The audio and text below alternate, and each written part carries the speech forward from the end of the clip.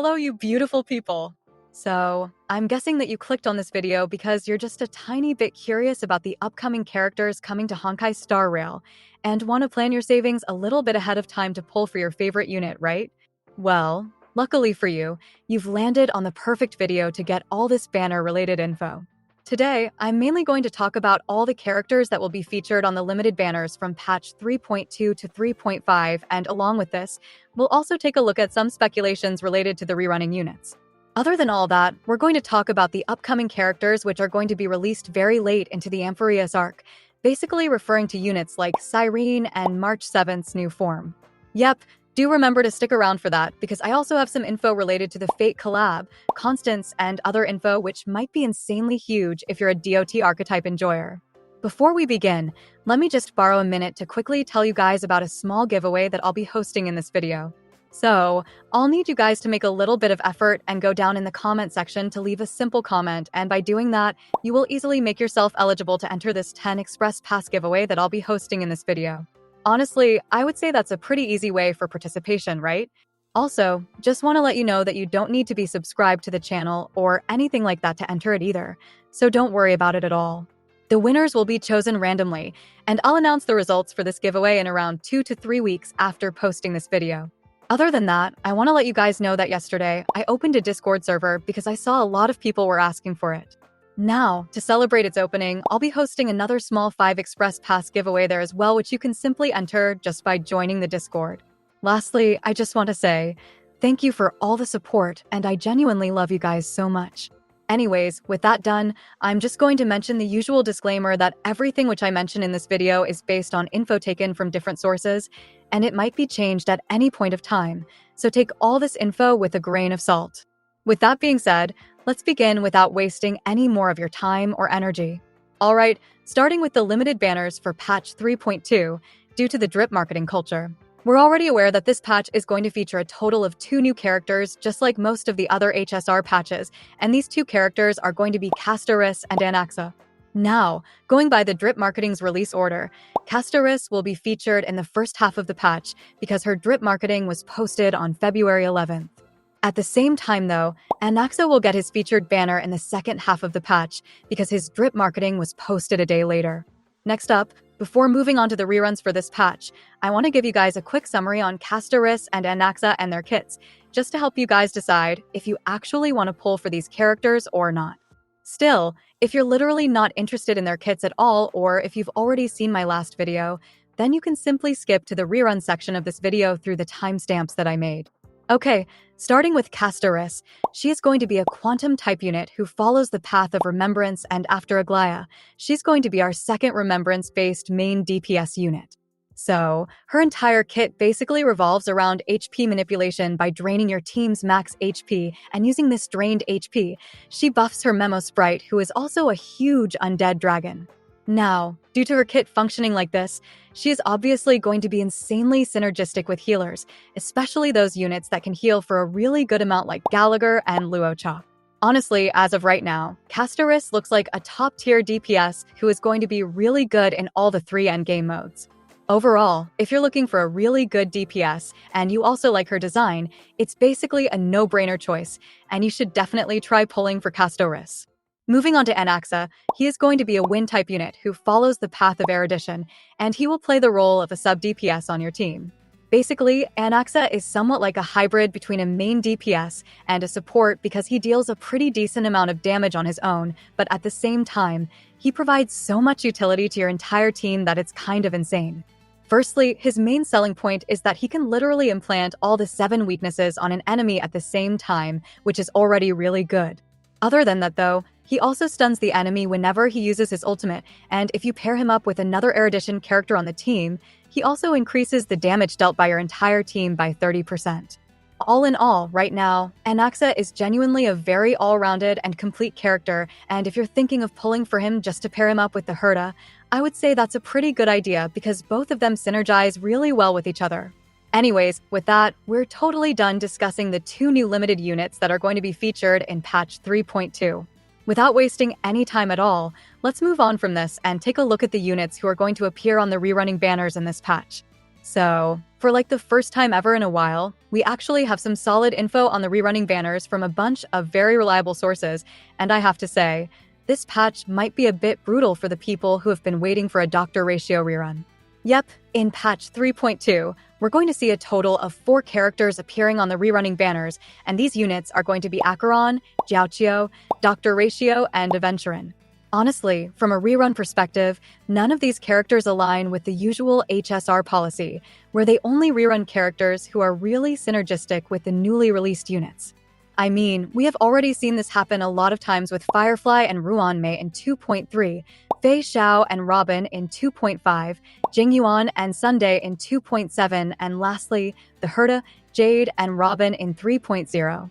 You can easily notice that whenever they release a new shiny DPS, they always make sure to rerun their best support alongside them so that the players can have the full package for this new DPS.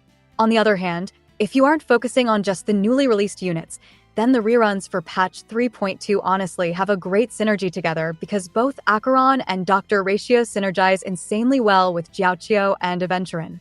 Now, talking a little bit about Acheron's rerun value, I think that even after a year of her release, she is still one of the best DPS in the game who has performed very consistently in all the 3 endgame modes. If you haven't pulled for her by now though, I think you should definitely do that in patch 3.2, and this is totally not a biased advice in any way. Also, if you already have E0S1 Acheron, or if you're planning to get her in the next patch after listening to my advice, make sure to at least pull a Jiaoqiu with her because honestly, this guy improves Acheron's damage by an insane amount. Like, trust me when I say that playing an Acheron with Jiaoqiu in the team feels like you're playing a totally different character as compared to playing an Acheron without Jiaoqiu. Other than that, Dr. Ratio is also a pretty good DPS who performs decently well, even though it's been more than a year since his release.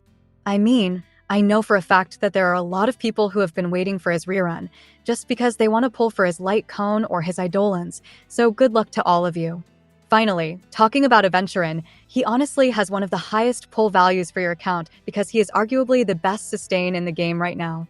If you already have 2 premium sustains though, then I would say his pull value decreases by a significant amount. Lastly, discussing their banner order, the reliable sources have said that Dr. Ratio, Acheron, and Jiaoqiu will be featured in a triple rerun banner alongside castorice on the first half of the patch, while Aventurin will get his rerun in the second half alongside anaxa's initial release banner. You should be seeing the exact release dates for both of these banners on the screen right now, but do keep in mind that this is only the case if nothing changes within the current patch schedule. Alright, that's all the limited and rerunning banners which are going to be featured in patch 3.2. Honestly, this patch is going to be kind of brutal for me because I was already planning to get an E0S1 castorice and an E0S1 anaxa. Other than that, I'm also planning to pull for Jiaoqiu just to pair him up with my Acheron, but I think I might be running out of pulls by the time his banner comes around. Continuing forward, let's move on from patch 3.2 and finally take a look at the limited banners which are going to be featured in patch 3.3. So, in the classic HSR fashion, this patch is also going to feature a total of 2 new characters, and these units will be Hyacine and Cypher. Yep, both of them will be releasing simultaneously in this patch, and I'm very confident that just like patch 3.2, this patch will also be kind of brutal for a lot of players, because I have seen that a lot of you guys have been waiting for Hyacine or Cypher's release. We don't really have any kind of concrete info on their kits as of now, which is usually not the case, but we do know a little bit, so let me just tell you about that. Okay. Starting with Hyacine, she is going to be a wind-type unit who follows the path of remembrance, and she is also going to fulfill the role of our first memo sprite or remembrance-based sustain. Yep, at this point, the remembrance path is basically like a little mix of all of the other paths in the game, and I have to say, this might be an unpopular opinion, but I kind of like it.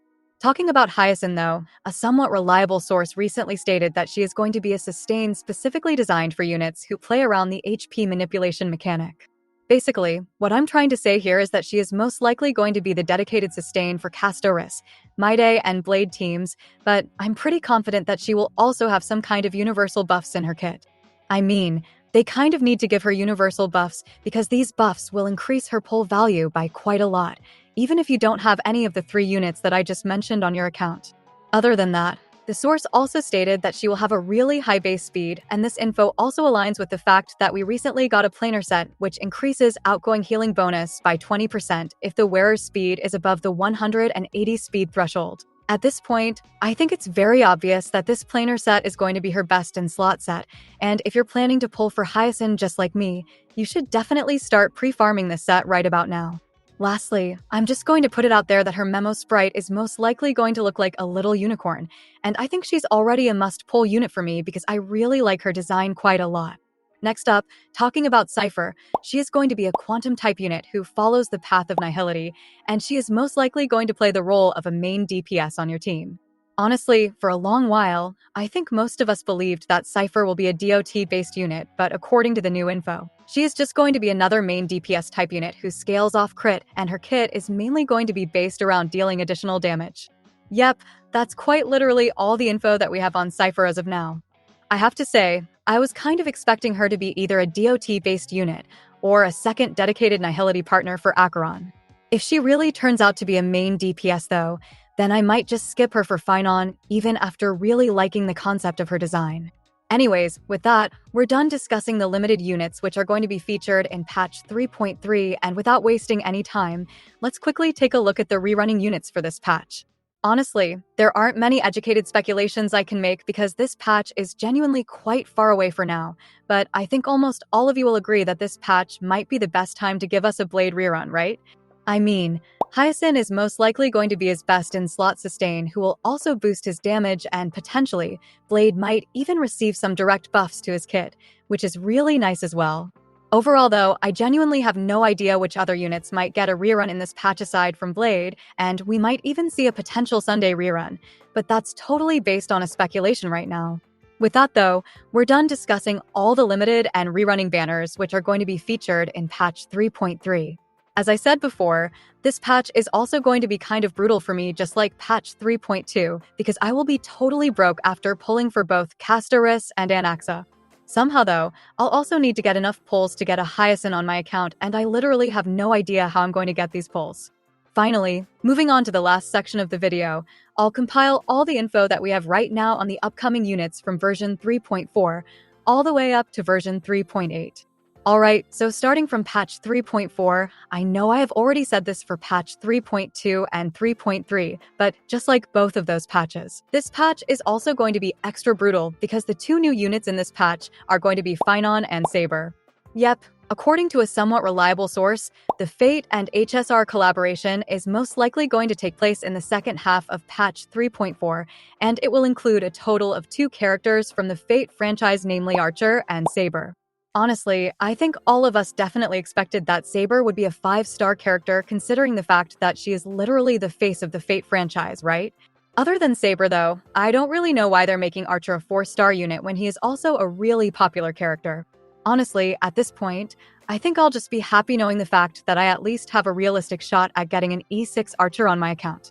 We don't really have any solid info on their elements as of now, but we do know for a fact that Saber is most likely going to be a nihility type unit, while Archer is going to be a hunt type unit. Dude, I'm actually so excited for the Fate collab that it's kind of insane, but at the same time, I'll genuinely have no pulls left for this patch after version 3.2 and version 3.3.